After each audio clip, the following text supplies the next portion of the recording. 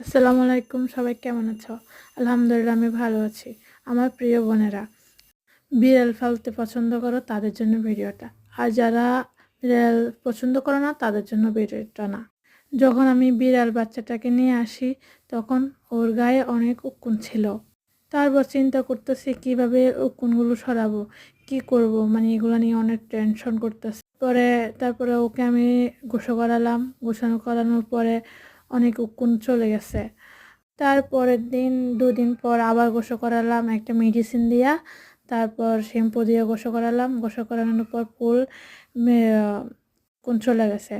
তারপরে কি আর হবে, যারা যারা উকুন নিয়ে চিন্তিত তারা শ্যাম্পু দিয়ে ভালো করে গোসল করাইয়ে রোদ ফুরাইয়ে নিয়ে আসবেন, দেখবেন সব উকুন চলে যাবে। পরে ওকে শক্ত খাবার দেওয়া যাবে না ছোট বাচ্চাদেরকে।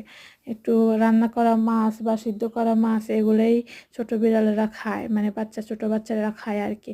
তারপর আপনি নতুন নিয়ে আসবেন, আপনার ঘরে এক সাইডে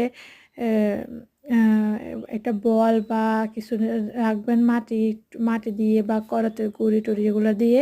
তারপরে ও নিজে নিজে যা পটি করবে, ও কোনো সমস্যা হবে না।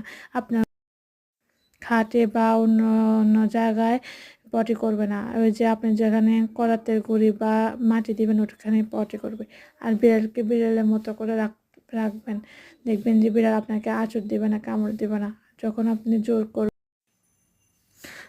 আদর করতে যাবেন দেখবেন আপনাকে আঁচড় দিবে, কামড় দিবে। আপনি ওদের বিড়ালকে দেখায় দেখায় খাবার দিবেন, দেখবেন যে আপনার কাছে আপনি বিড়ালটা আসবে আদর খাইতে। তখন আপনি ধরতে পারবেন। আপনি বিড়ালটাকে জোর করে নিতে যাবেন না, বিড়ালের মতো করে থাকতে দেবেন। দেখবেন যে বিড়াল আপনার পোষ মানে গেছে।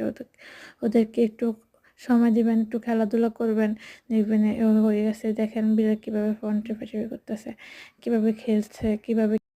বিড়ালকে বিড়ালের মতো করে রাখবেন। আর 1দিন পর গোসল করাবেন আর নখগুলো কাটতে দেবেন। দেখবেন আপনার বিড়াল অনেক সুন্দর করে আপনার কাছে থাকবে।